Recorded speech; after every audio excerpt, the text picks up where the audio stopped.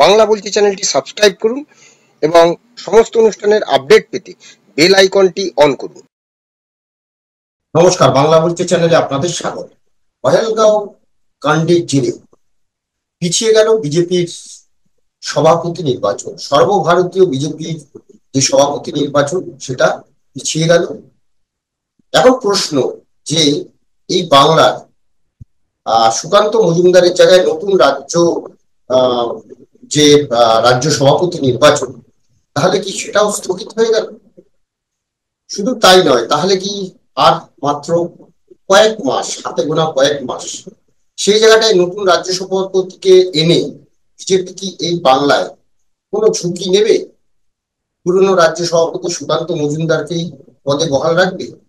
আর সেক্ষেত্রে বঙ্গ বিজেপি এই রাজ্যে 2026 সালের নির্বাচনে ক্ষমতার পরিবর্তন আনতে পারবে কি? আজকে আমরা এই বিষয় নিয়ে আলোচনা করব। আমি বিপ্লব, আমার সঙ্গে রয়েছে অধ্যাপক ডক্টর রাজাগোপাল ধর চক্রবর্তী। রাজা, আপনাকে স্বাগত।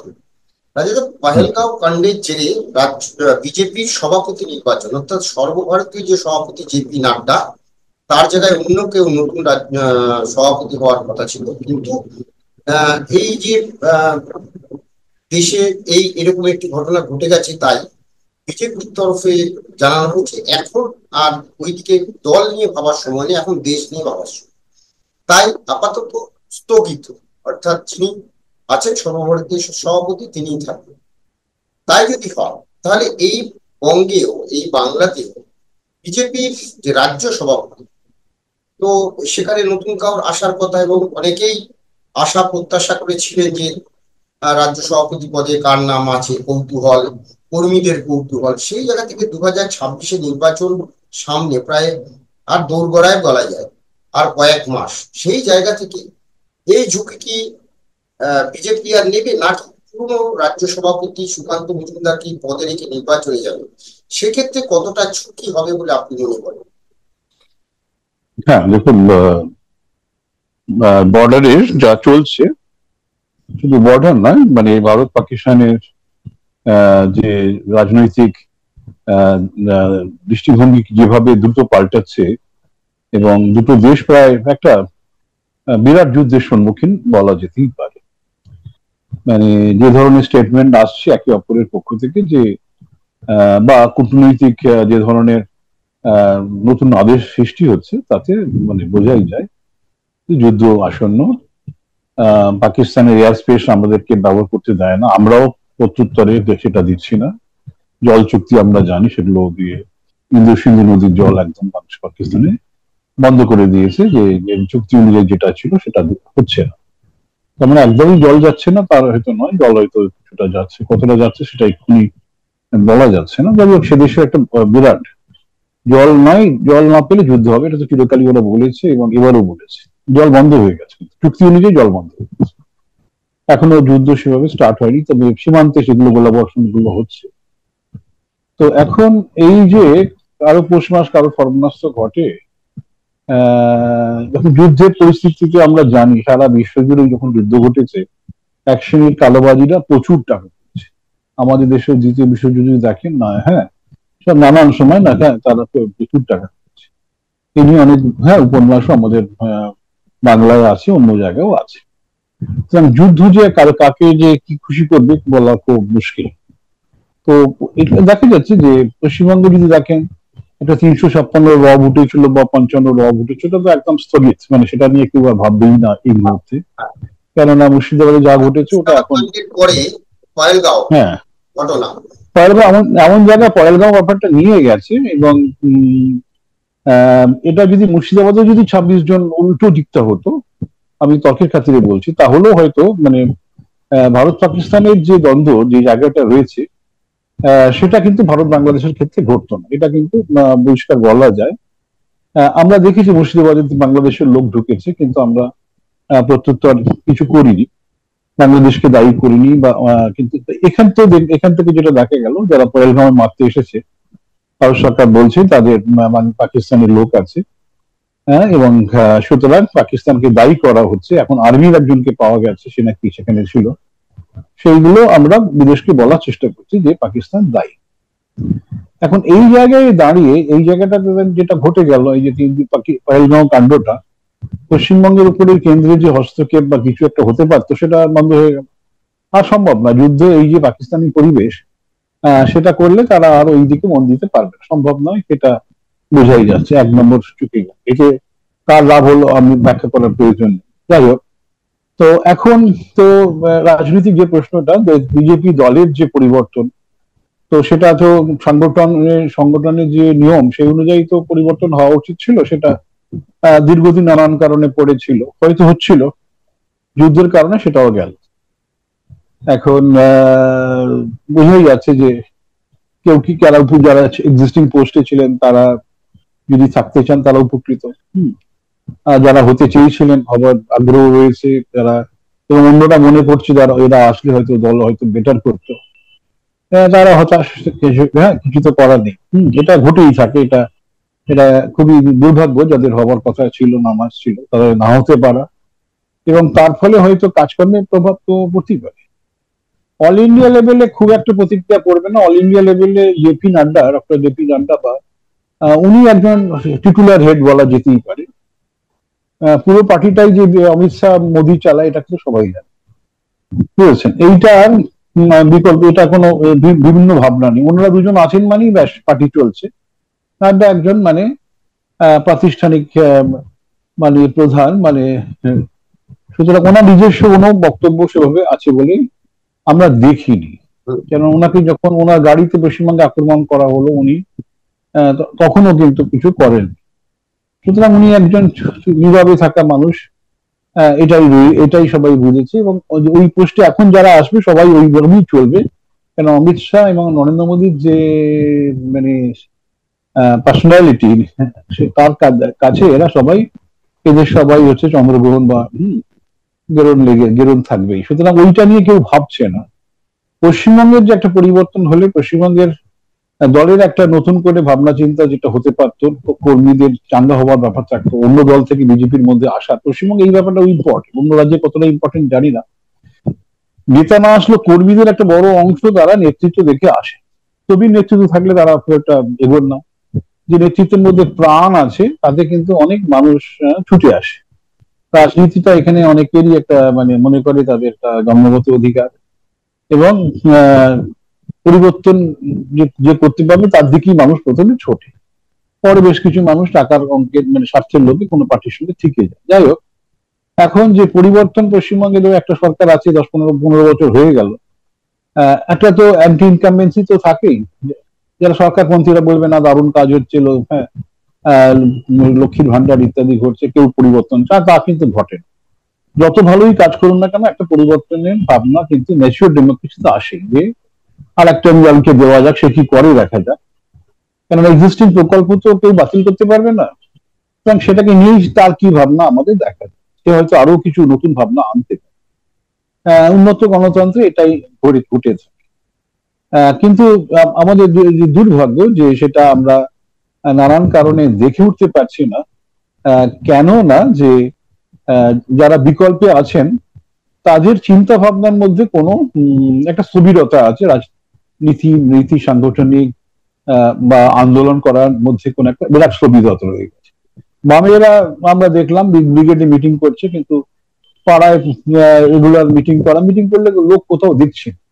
ব্রিগেডেও আমি জানি না কত লোক হয়েছে, ব্রিগেডে নানান ভাবে লোককে ডাকা যায়, সেটা কোনো ইন্ডিকেটর নয়। বামেদের একটা বিকল্প হবার ব্যাপার ছিল, কিন্তু তারা সেটা করে উঠতে পারেনি। কেন মানুষ 35 বছর বামেদের দেখে মনে হয়েছে, তাদের হয়তো মনে হতেই পারে যে এদের এখন যে অবস্থা আছে পশ্চিমবঙ্গে, এরা কিছু দিতে পারবে না, কেন্দ্রের শাসন অন্যরকম। হ্যাঁ, এরা এসে কি করবে? সুতরাং একটা বিরাট টাকা 7.5 টাকা দেনা আছে, এরা তো কি করবে? ক্ষমতা এসে তো দিশেহারা হবে। তো যাই হোক, এই জায়গায় দাঁড়িয়ে সাধারণ মানুষ যদি বিজেপিকে পছন্দ করতে চাইতো, তাহলে হ্যাঁ, তাদের একটা বক্তব্য ছিল একটা, কোথায় লড়াই? মানুষ কোনো কিছুই লড়াই ছাড়া কিছুতেই মানুষ, বাংলার মানুষ পুরো খুশি হয়। হ্যাঁ, একদম। স্বাধীনতা আমার প্রশ্ন, এই যে লড়াই যেটা বলছেন, এই লড়াইটা যদি আমরা দেখি, প্রথমে লড়াই ছিল যে দুর্নীতির একটা লড়াই ছিল, যে দুর্নীতির বিরুদ্ধে লড়াই, বিজেপির সঙ্গে তৃণমূলের দুর্নীতির বিরুদ্ধে লড়াই। এসএসসির এতজন প্রায় 26,000 জনের চাকরি নিয়ে একটা চাকরি গেল, এবং তাদের ডিসেম্বর অব্দি চাকরি আবার কিছু লোকের রয়েছে, কিছু লোকের রয়নি। সেটা যেমন একদিকে, এই পহেলগাঁও কাণ্ড আগে, মুর্শিদাবাদ কাণ্ডটা ঘটার পরে যেভাবে এই বাংলায় একটা মেরুকরণ বহুদিন ধরেই চলছিল, আবার একটা মেরুকরণ চলে এলো। কোথাও বলা হচ্ছিল যে এই 26,000 চাকরি চাপার জন্য এই যা যা হয়েছে আর কি, এই অশান্তি যা যা হয়েছে বাংলা। কিন্তু তারপরে আবার চলে এলো এই পহেলগাঁও কাণ্ড। এখন এই পহেলগাঁও কাণ্ডে এখন কিন্তু দল মত নির্বিশেষে সমস্ত মানুষ একত্রিত, এবং সেখানে যারা হয়তো মুর্শিদাবাদে মিছিলে হেঁটেছিল বা দৌড়ঝাঁপ করেছিল, তারাও কিন্তু এক হয়ে গেছে দেশের এই এই এই এই সময়টা। অনেকেই কিন্তু যারা বুঝতে পারছে সেই জায়গাটা থেকে এখন প্রশ্ন, যে যদি রাজ্য সভাপতি পদে সুকান্ত মজুমদারকে রেখে দেওয়া হয়, সেক্ষেত্রে 2026-এর যে লড়াই, সেই লড়াই এই হওয়া ধরে নিয়ে বাংলায় পরিবর্তন কি আনা সম্ভব? না দেখুন, এখন তো মানুষ পাকিস্তান নিয়েই ভাবছে। মানে আমি আমি নানান জায়গায় বলতে যাই, টেলিভিশন, যেখানে খুব গরম ভাবে বলি যে অ্যাকশন এক্ষুনি প্রয়োজন, দেখা যায় সেই টেলিভিশনের খুব সাধারণ গোছের যারা কর্মচারী তারা এসে বাহবা জানায়। স্টুডিও থেকে বেরোতে গেলেও কিছু লোকের সঙ্গে দেখা হয়, তারা খুব মানে বলেন দারুণ বলেছেন। যদি যুক্তি দিয়ে কিছু বলি যেখানে আপনার আবেগহীন ভাবে একটা বিশ্লেষণ হয়, তখন কিন্তু মানুষ ভালো চোখে নেয় না। তারা মনে করে যে এই লোকটা বোধহয় অ্যাকশনের পক্ষে নয়। মানুষ অ্যাকশন চাইছে, মানুষ অ্যাকশন চাইছে, এটা পরিষ্কার। এখন অ্যাকশন যদি হয়, তাহলে এখানে বিজেপির এখানে কে আছে কে নেই এটা আনইম্পর্টেন্ট, বুঝেছে। এবং এই অ্যাকশনটা দেখলেন যে অভিষেক বন্দ্যোপাধ্যায় তিনিও বলছেন পিওকে কেড়ে নেওয়া হোক। এখন অ্যাকশনটা সবাই চাইছে। এখন অনেকে হয়তো মনে করতে পারে ভারত সরকার দুর্বল, অ্যাকশন করতে পারবে না বলে হয়তো বিরোধীরা কেউ খুব বলছে, অথবা মানে মানুষ, কিন্তু সাধারণ মানুষ সত্যিকারের অ্যাকশন চাইছে। কেননা ভীষণভাবে কষ্ট হয়েছে এই মানুষগুলোকে এইভাবে মেরে ফেলার জন্য। কেননা সবাই বেড়াতে যায়, যার যার সামর্থ্য আছে, সেখানে যদি এইভাবে আমাদেরকে এখানে অকালে চলে যেতে হয়, তাহলে তো দুঃখের সীমা নেই। যারা এই কাজটা করলো তাদের বিরুদ্ধে তো একটা তো কিছু অ্যাকশন হওয়া দরকার, এবং সবাই বুঝতে পারছে পাকিস্তানের সঙ্গে জড়িত, সুতরাং অ্যাকশনটা খুব দ্রুত হওয়া দরকার। এবং অ্যাকশন যদি হয়, আমি যেভাবে প্রস্তুতি নেওয়া হয়েছে, এয়ার স্পেস বন্ধ, বাণিজ্য বন্ধ, হ্যাঁ, চারিদিকে সেনা সীমান্তে নেমে গেছে, নৌসেনা রেডি, এয়ারফোর্স তারাও বলছে আমরা রেডি। তো একেবারে যে এটা হয়তো যুদ্ধ আজকে কি কালকে এইভাবে না বললেও কোনো একটা জায়গায় কিন্তু একটা স্ট্র্যাটেজি চলছে, পাকিস্তানকে জব্দ করার স্ট্র্যাটেজি। আজকাল সবসময় যে গোলাগুলি ছুড়লাম, হ্যাঁ, তাতে তো লাভ হয় না। আমরা দেখেছেন পরম শক্তিশালী রাশিয়ার সঙ্গে ইউক্রেন 3 বছর টেনে দিল, তাই না? এখন ওই ধরনের যুদ্ধ হলে তো কারোর সুবিধে হয় না। সুতরাং ভারত সরকার সেটা বুঝে ওই ধরনের হট করে যুদ্ধে ভারত সরকার নিশ্চয়ই যাবে। সুতরাং ভারত সরকার যেটা চাইবে সেটা হচ্ছে পাকিস্তান ভাঙুক। ভারত যত দুর্বল হবে তখন হয়তো যদি পিওকেটা কেড়ে নেওয়া যায়, তখন কেল্লা পথে, তখন কে বিজেপির প্রেসিডেন্ট হলো না হলো হ্যাঁ কিছুই যায় আসে না। বিজেপি কিন্তু হ্যাঁ একেবারেই ছক্কা মেরে দেবে, বুঝেছে। এখন হতে পারে তারা নির্বাচনের কথা ভেবে আরো কিছুদিন ওয়েট করতে পারে। যুদ্ধ রব, দেখুন পাকিস্তান সবসময় যদি পাকিস্তানে যান দেখবে না যুদ্ধ রব, ভারত বিরোধিতা।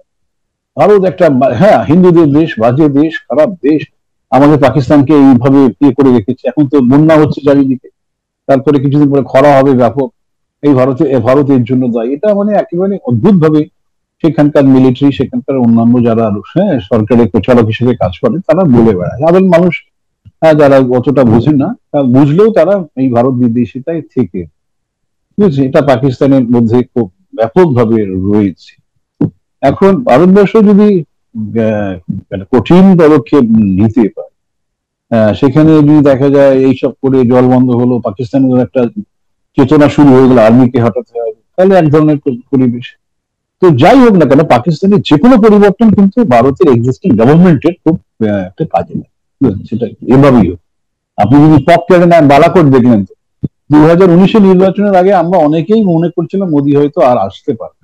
হুম। কিন্তু এক বালাকোট কিন্তু কাঁপিয়ে দিল, তাই না? হ্যাঁ, সেটা এই যে সুতরাং এই যে মানে পহেলগাঁওয়ের এখন বদলা যদি ভারত তো কিছু একটা করতেই হবে, নেবেই, অলরেডি শুরু হয়ে গেছে। আর কোন যুদ্ধ শুরু তো গুলি বন্দুক আর ওই কি বলে আকাশে দিয়ে হয় না, যুদ্ধ এখন অনেকটা স্ট্র্যাটেজিক হয়ে গেছে।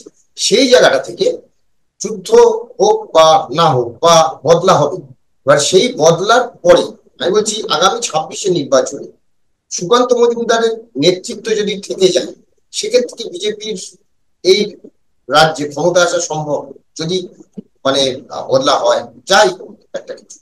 না, দেখুন, যদি যুদ্ধ পরিস্থিতিটা বেশ কিছুদিন চলে, তাহলে তো একেবারে পরিষ্কার বিজেপির পক্ষে হাওয়া এসে গেছে, বুঝেছেন? হাওয়া এসে গেলেই তখন সুকান্ত বা শ্রীকান্ত যেই আসুক না কেন, তো দল তো আপনার থেকেই গুলিয়ে চলবে, তাই না? হ্যাঁ, বুঝতে পারছেন? এখন যদি দেখা যায় যে বিজেপি এত সব চিৎকার করে কিছুই হলো না, বুঝেছেন, সব সেনা ফেরত চলে এলো, হ্যাঁ, পাকিস্তানের আবার সেই পুরনো ব্যবস্থা ফিরে চলে এলো, বুঝেছেন, তাতে হয়তো দুদিনের শান্তি মিলবে, কিন্তু তাতে লোকে বিজেপি সম্বন্ধে ধারণা হবে যে এরা অর্থাৎ এরা মানে ধরে রাখতে হবে, মানে এই যে এরা হ্যাঁ, যুদ্ধ যুদ্ধ ভাব এটা যদি ওরা থেমে যায় তখন যাকেই বসাক না কেন সে কিন্তু চাইছে, আনতে পারবে না। হ্যাঁ, তাই হাওয়া আগামী হাওয়াটা বিরুদ্ধে চলে গেলে যতই বড় নেতাকে আপনি সভাপতি করুন না কেন, তার পক্ষে অসম্ভব হয়ে যাবে কিছু করা।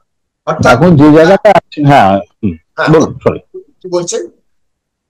আমি বলছি হাওয়াটা যদি বিজেপি ধরে রাখতে পারে, যুদ্ধ ভাব, এবং একেবারে বোঝায় যে আমরা কাছে এসে গেছি, পিওকে আমাদের কাছে আসছে, বালুচিস্তান স্বাধীন হচ্ছে, হ্যাঁ, কি খাইবার পাখতুনখোয়া পাকিস্তান বিপদে আছে, কি পাকিস্তানের আর্মির মধ্যে একটা বিদ্রোহ শুরু হয়ে যাচ্ছে, এই নানান কিছু তো লাগবেই না, নানান কিছু তো লাগতেই থাকে। যত দিন যাবে ততই লাগতে পারবে। পাকিস্তান এমন জায়গায় আছে তার পক্ষে উঠে দেওয়া খুবই মুশকিল। যাই হোক, তো এই জন্য ভারত যদি অকারণে যুদ্ধ করে, হ্যাঁ, গোলাগুলি ছড়ে বেশ কিছু সাধারণ মানুষ মারা যায়, তাহলে ভারতের বিরুদ্ধে একটা প্রচার শুরু হয়ে যেত। তো খুব স্ট্র্যাটেজিক্যালি ভারতকে এগোতে হচ্ছে পাকিস্তানের কথা ভেবে ভারতকে এগোতে হচ্ছে, ভারতের নির্বাচনের কথা ভেবে। নির্বাচন যদি আগে কিছু হয়ে যায় তাহলে তো প্রতিক্রিয়াটা বেশিক্ষণ থাকে না। হ্যাঁ, হ্যাঁ, সুতরাং আপনি যদি এটাকে 3-4 মাস চালিয়ে দিতে পারেন, মানুষের প্রতিদিনই একটা টেনশন থাকে, বুঝতে পারছেন? তো হচ্ছে ভারত এগোচ্ছে, এই যদি ব্যাপারটা যদি মানে হতে থাকে, তাহলে আপনার তো অসুবিধে কিছু, বুঝতে পারছেন?